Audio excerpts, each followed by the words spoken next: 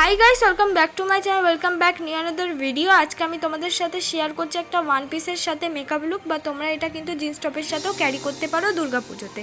ফার্স্টেই আমি ইউজ করে নিচ্ছি হলো ব্লু হ্যাভেনের টোনার, যেটা কিনা তোমরা 60 রুপিসের আন্ডারে অ্যাভেলেবেল পেয়ে যাবে। আর সেটাও আমি ভালো করে কিন্তু মুখে অ্যাবজর্ভ করে নিচ্ছি।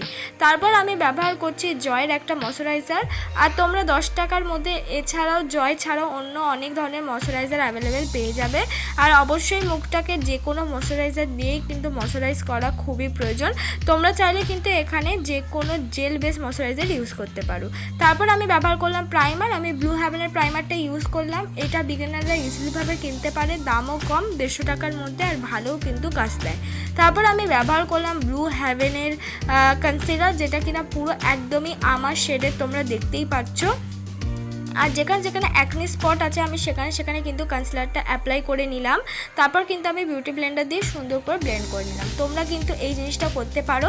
তোমাদের কাছে কালার ক্যারেক্টার যদি না থাকে, তোমাদের কাছে যে কনসিলারটা আছে সেটা দিয়ে কিন্তু তোমরা অ্যাকনি স্পটগুলোকে হাইড করে নিতে পারো সুন্দর করে। ইজিলিভাবেই কিন্তু হাইড হয়ে যায়। দেখো আমার কিন্তু অনেকটা ভালো করেই হাইড হয়ে যাচ্ছে। আমি যে কনসিলারটা ব্যবহার করলাম ওটার দাম কিন্তু 100 টাকা। তারপর আমি আজকে বেস মেকআপটা করবো পন্স বিবি ক্রিম দিয়ে, যেটা কিনা খুবই অ্যাফোর্ডেবল প্রাইসের মধ্যে পাওয়া যায়। ফাউন্ডেশন মানে যাদের ইউজ করতে ভালো লাগে না, অনেকে ফাউন্ডেশন ইউজ করতেও চাও না বা একটু কম বাজেটের মধ্যে চাও, তারা কিন্তু এখানে পন্স বিবি ক্রিম বা ল্যাকমি সিসি ক্রিম এই ধরনের বেস মেকআপ করার ভালো ভালো কোম্পানির প্রোডাক্টগুলো কিন্তু ইউজ করতে পারো। এতে কোনো রকম ঝামেলাও নেই। তোমরা ডেলি লাইফেও কিন্তু এই প্রোডাক্টগুলো ইউজ করতে পারো। দেখো আমিও কিন্তু সুন্দর করে আমি এই পন্স বিবি ক্রিমটা কিন্তু ব্লেন্ড করে নিচ্ছি। আমি কিন্তু খুব কমই ফাউন্ডেশন দিয়ে তোমাদের সাথে মেকআপ শেয়ার করি।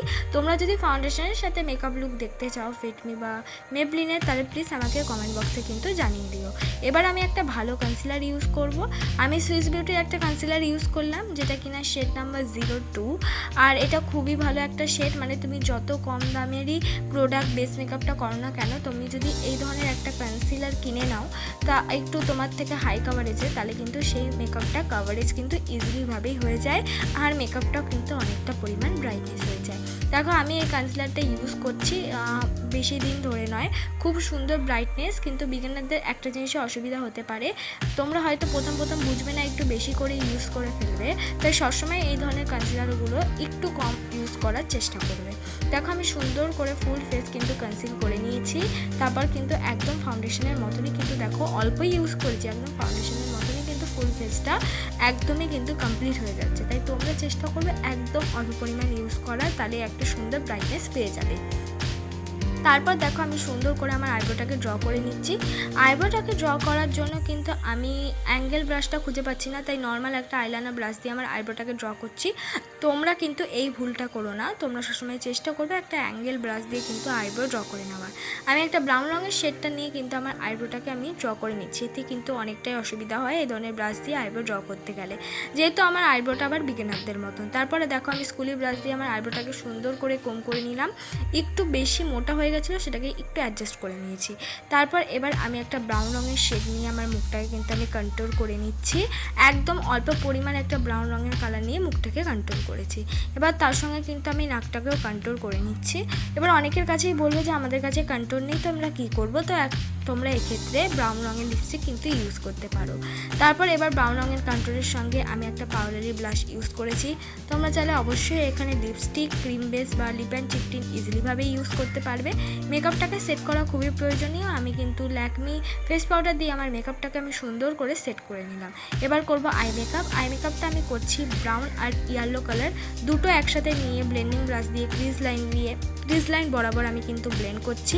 ভালো করে ব্লেন্ড হয়ে গেলে আমি কোনার দিক দিয়ে ইউজ করছি ডার্ক ব্রাউন কালার। ছোটো স্মল ব্রাশ দিয়ে আস্তে আস্তে সেটা কিন্তু ব্লেন্ড করতে করতে সামনের দিকে নিয়ে আসছি। এটা দেখবে যে আমি কোনোভাবেই কিন্তু আগে থেকে কোনো আইশ্যাডো সামনের দিকে ইউজ করছি না, পেছন দিক দিয়ে ইউজ করতে করতে সামনের দিকে নিয়ে আসছি। এবার সামনের দিক দিয়ে আমি লাগিয়ে নিলাম একটা পিঙ্ক কালার শিমারি, যেটা কিনা দেখতে অনেকটা বেশি ভালো লাগছিল। এবার আরেকটু সুন্দর দেখানোর জন্য পেছন দিকটা আমি একটু ব্ল্যাক কালার ইউজ করে নিয়েছি। এবার আমি ব্লু হ্যাভেনের কাজলটা ইউজ করেছি। ইউজ করার পর একটুখানি কিন্তু আমি ব্লেন্ড করে নিয়েছি। এবার আমি ব্যবহার করছি ইনসাইটের আইলাইনার। ইনসাইডের যে আইলাইনারটা এটা কিন্তু তোমরা 80 টাকার মধ্যে পেয়ে যাবে। বলতে পারো এটা ওয়াটারপ্রুফ আইলাইনার, ওয়াটারেও কিন্তু সত্যি কথা বলতে এই ইনসাইডের আইলাইনারটা ওঠে না।